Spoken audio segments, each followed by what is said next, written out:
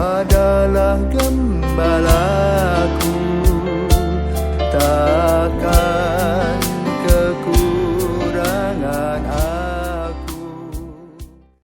Saudara-saudara terkasih, selamat pagi. Salam jumpa lagi dalam Sabda Siap Saji Sabtu 27 Februari 2021. Marilah kita berdoa dalam nama Bapa, Putra, dan Roh Kudus. Amin. Bapa yang penuh kasih, Engkau adalah pencipta semua makhluk hidup, dan Engkau memberikan kepada setiap makhluk hidup fasilitas berupa matahari, udara, hidup ini yang sama Engkau berikan. Tetapi rasa syukur setiap orang satu sama lain berbeda. Bahkan mengenal Engkau pun tidak semua orang mau mengenalnya.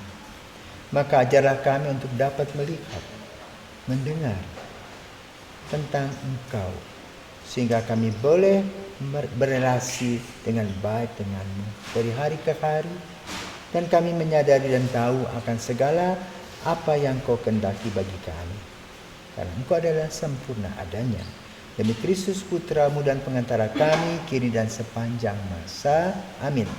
Tuhan bersamamu dan bersama rohmu.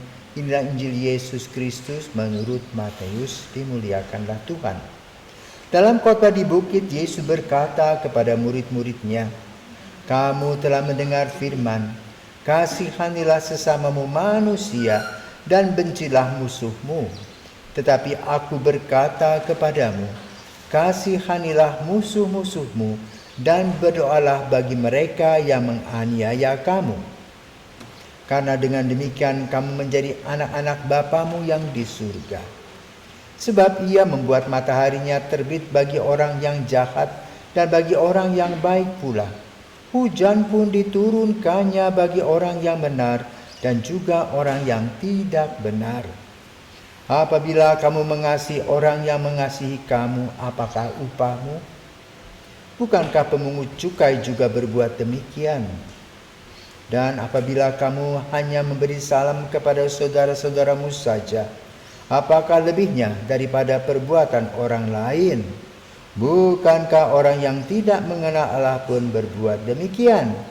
Karena itu haruslah kamu sempurna, sebagaimana Bapamu yang di surga sempurna adanya." Demikianlah Injil Tuhan, terpujilah Kristus. Sempurna merupakan merek yang dikenal di Indonesia sebagai merek rokok. Kenapa disebut sempurna? Rupanya rasanya nano-nano. Hari ini kita diajak untuk hidup sempurna sebagaimana Bapa di surga. Dan inilah yang membedakan hidup kita dengan orang-orang yang tidak beriman kepada Tuhan. Apa orang-orang yang tidak beriman kepada Tuhan lakukan? Ya, mereka hidup, menghirup udara, makan, minum, kerja, menikmati, sudah selesai. Lalu kita apa bedanya dengan mereka? Nah, kita justru harus berbeda dengan mereka. Pertama, mensyukuri apa yang Tuhan beri dari hari ke hari, nafas kita, matahari yang menyinari, udara yang memberikan kepada kita oksigen. Dan kita harus tahu berterima kasih kepada Tuhan. Dan juga kita boleh memohon kepada Dia, Sang Juru Selamat dan Penolong kita. Maka lalu hukum yang ada yang biasa dilakukan di dunia adalah kalau seseorang pukul, maka dia memukul kembali. Bahkan bisa memukul 2 kali. Kalau seseorang tampar ke pipi kirinya, dia akan balas 2 kali. Tapi Yesus mengatakan apa? Bilang kau ditampar pipi kirimu, kasih yang kanan. Lalu bahasa dunia mengatakan apa? Enak aja, aku jotos harusnya. Ya, inilah yang membedakan hukum Kristus. Bila ada orang yang memfitnah, maka diminta mendoakan. Bagi bahasa dunia, mereka mengatakan apa? Kelewatan, sudah diinjak-injak, masih lagi diberikan yang kepalamu diinjak-injak. Tidak bisa. Tapi Tuhan berkata lain. Apa artinya? Tuhan tidak pernah selesai dengan kasih-Nya yang sempurna. Maka kita perlu belajar tentang kasih yang sempurna tadi. Tidak membalas kejahatan dengan kejahatan, tetapi kejahatan dibalas dengan kebaikan. Amuk dan marah dijawab dengan kesabaran, kerendahan hati, kemurahan. Inilah yang harus dilakukan sebagai seorang Kristiani. Kenapa?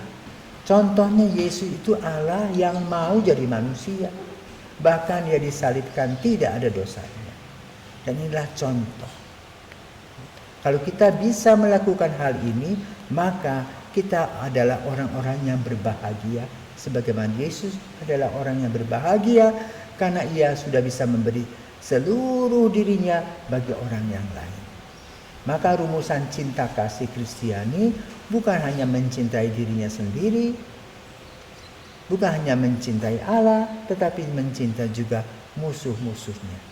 Inilah rumusan yang diajarkan oleh Yesus dan kita boleh dan harus mulai belajar mulai hari ini. Bagaimana mengalahkan diri, bagaimana memahami dan mengerti orang lain, bagaimana orang kesulitan kita berikan bantuan walaupun kadang-kadang seperti seekor anjing yang ditolong lalu menggigit.